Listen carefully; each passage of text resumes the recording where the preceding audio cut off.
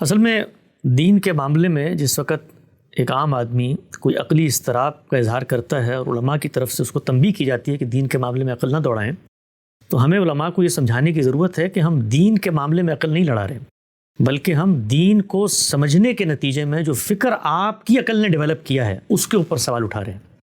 یہ بات بالکل ٹھیک ہے کہ انسانی عقل جن معاملات میں فیصلہ نہیں کر سکتی تھی، انبیاء علیہ السلام نے اللہ تعالیٰ کی خبر کے ذریعے ہمیں ان معاملات کے بارے میں سمجھا دیا ہے۔ جو سمجھایا ہے وہ بھی خلاف عقل نہیں ہے، لیکن کیا ہماری عقل ان حقائق تک پہنچ سکتی تھی؟ اس کا سادہ سا جواب ہے نہیں پہنچ سکتی تھی۔ اگر پہنچ سکتی تو پھر اللہ تعالیٰ کو انبیاء بھیجنے کی ضرورت نہیں تھی،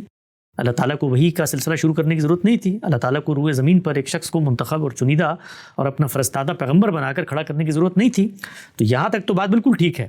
کہ میں اپنی عقل سے فیصلہ نہیں کر رہا، مجھے تو خود قرآن مجید نے بتایا کہ شریعت کے معاملات میں لا تدرون ایکم اقرب لکم نفعا، تم نہیں جانتے تھے کہ کون بالحاظ منفعت تم سے قریب تر ہے، اسی لیے اللہ نے یہ حصے مقرر کر دیے ہیں۔ جتنی محتمل الوجوہ صورتحال ہے جس میں شریعت نے مجھے احکامات دیے ہیں، میں نہیں جانتا تھا، میں یہ بھی نہیں جانتا تھا کہ اللہ تعالیٰ سے پرستش کا اظہار کیسے کرنا ہے، عقل کے ذریعے تو میں نہیں جان سکتا تھا کہ نماز کیسے پڑھنی ہے، کتنی پڑھنی ہے، کب پڑھنی ہے۔ تو یہ سارے معاملات وحی نے مجھے بتائے ہیں، لیکن جس وقت وحی نے مجھے یہ معاملات بتا دیے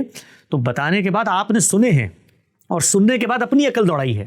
اور اپنی عقل دوڑا کر اس سے ایک فکر ڈیولپ کیا ہے۔ مثال کے طور پہ یہ فکر آپ نے ڈیولپ کیا ہے کہ کس موضوع کے اوپر مسا ہو سکتا ہے، کس پہ نہیں ہو سکتا۔ اگر قرآن مجید کے اندر یہ آیت میں لکھا ہوا ہوتا کہ صرف چمڑے کے موضوع کے اوپر مسا کرنا ہے اور کاٹن کے موضوع پہ نہیں کرنا، تو میں عقل نہ دوڑاتا اپنی۔ نہیں، قرآن مجید میں نہیں لکھا ہوا، سنت نے ایک موضوع کی بات کی ہے کہ اگر آپ نے موضوع پہن لیے تو پھر آپ اس پر مسا کر سکتے ہیں۔ مسا الخفین کی اجازت دی، رسالت میں آپ صلی اللہ علیہ وسلم نے تیمم پہ اجتہاد کیا، تو اب آپ نے آگے بڑھ کر اپنی عقل سے اس موضوع کی تعیین کی ہے، میں اس سے اختلاف کر رہا ہوں۔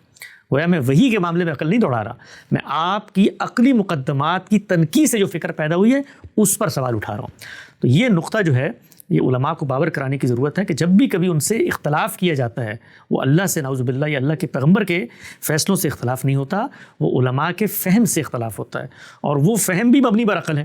اور ایک بات عام طور پہ یہ کہی جاتی ہے کہ جی وہ فہم جو ہم نے سمجھا ہے تو وہ تو ہم تو عربی زبان جانتے ہیں، تو آپ تو اس فہم کو سمجھ کے ہم سے اختلاف ہی نہیں کر سکتے۔ تو اس کے جواب میں ہم ان سے عرض کرتے ہیں کہ آپ کا جو فہم ہے وہ بھی عربی زبان میں منتقل ہوتا ہے ہم تک، آپ کے بزرگوں کا فہم بھی عربی زبان میں ہے۔ تو جو تردد مجھے خدا کی منشا کو سمجھنے میں کرنا پڑے گا، وہی تردد آپ کے فہم کو سمجھنے میں بھی کرنا پڑے گا، تو اس میں بھی اختلاف ہو جائے گا، اس لیے کہ وہاں پر بھی مجھے عقل دوڑانی پڑے گی۔ اور یہ خود آپ کے جو اختلاف ہوتے ہیں تو یہ کس بنیاد پہ ہوتے ہیں؟ کیا اس میں عقل نہیں؟ مثلا قرآن مجید کی مختلف آیات ہیں، صحابہ کے اندر اختلاف ہوتا ہے،